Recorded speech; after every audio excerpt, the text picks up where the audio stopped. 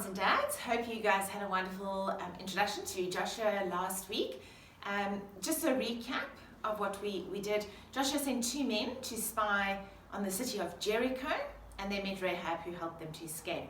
Rahab knew that God had rescued his people, and she asked in faith to be rescued too.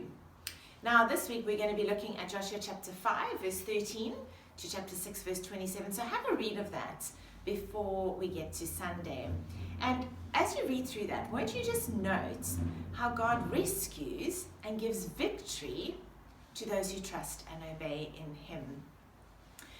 Well, now, having crossed into the promised land, the Israelites did not begin the conquest straight away.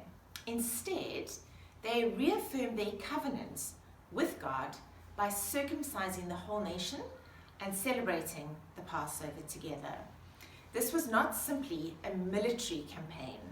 It was a spiritual journey for the nation, and they needed God to lead them. So let's have a look at a few of the verses. Chapter 5, verse 13 to 15. You'll see that this encounter is similar to Moses' experience at the burning bush in Exodus chapter 3.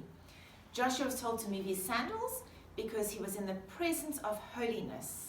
And so, therefore, it is likely to be a pre-incarnate appearance of Jesus, God himself. And Joshua's question supposes that God chooses sides, but the real question is whether Israel will be on God's side, because this is God's battle. And then verse 1 to 5, the inhabitants of Jericho had heard about what the Lord had done. We saw in chapter 2, verse 9 to 11, and they shut themselves within the city walls in fear. At this point, God told Joshua that Jericho was already defeated. The outcome was certain. The instructions that God then gave Joshua were precise, but rather strange. It was clear that victory would come from God and not Israel's military success. The number 7 in the Bible is a sign of completeness or perfection, and it was thought of by the Israelites as God's number. Then in chapter 6, verse 67, Joshua relayed God's commands to the priests. The Ark of the Covenant was to be the focal point for the whole procession.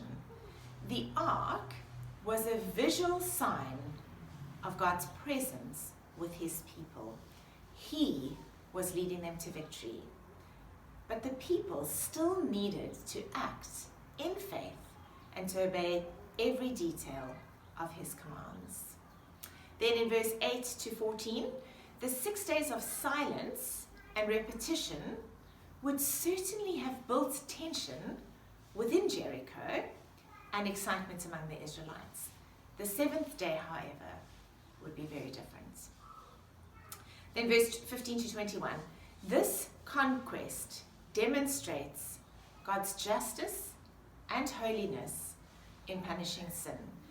After the supernatural destruction of the walls, the entire city and all its inhabitants were devoted to the Lord by being destroyed. This was a righteous act of judgment from God, who had delayed his judgment on all the inhabitants of Canaan until now.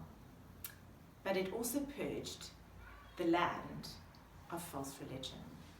This would ensure that Israel was not corrupted by marrying women who followed false gods. Then verse 22 to 27, it was only Rahab and her family that were saved from the city. Unlike the rest of Jericho's inhabitants, Rahab had responded in faith to what she knew about the Lord. She had asked for mercy, and she had obeyed the spies' commands given for her safety. Like the Israelites, she and her family were sinners, saved by God's grace. This last section shows how God always keeps his word, both his promises to bless and to curse.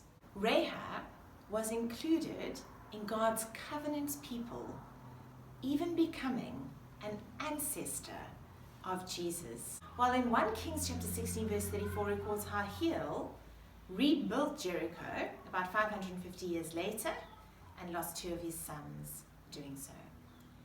I want you just to reflect a little bit on this passage. This doesn't appear to be much of a battle plan, but what does it teach us about God's power and the faith of his people? Because that's what we are needing to see, isn't it? Can you imagine doing the same routine for an entire week without seeing any change or being any closer to victory? What does this teach you about the importance of faithful obedience? And how does it challenge or encourage you?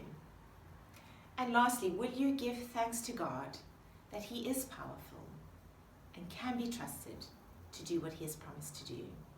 Ask that he would help you to trust and obey day by day.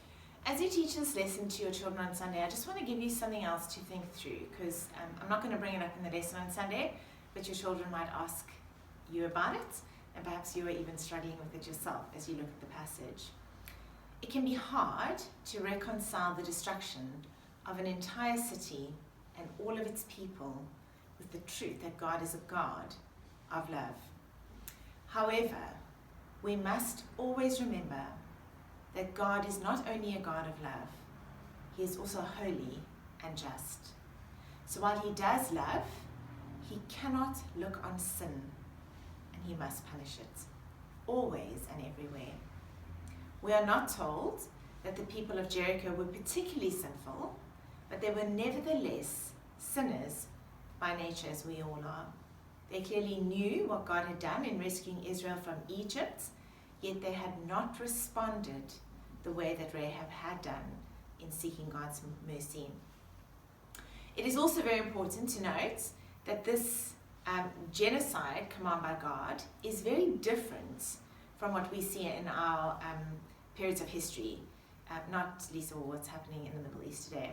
Here is God commanding his people at a particular time in history to destroy a particular group of people for a particular reason. This is not a universal or absolute mandate as we find in other religious wars, none of which have this clear command from God.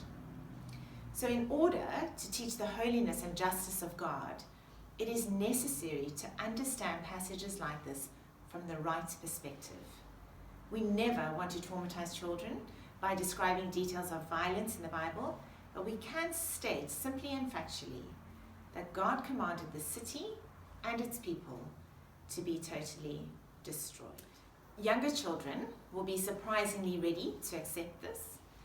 Older children may begin to question as they try to reconcile this action with the fact that God is a God of love. And it is important to explain to older children why it is right for God to command it here, but not right for us to do this today. The focus, however, of this lesson ought to be the power of God to keep his promises by giving the land to his people. In doing so, he also reminded Israel that he is holy and just.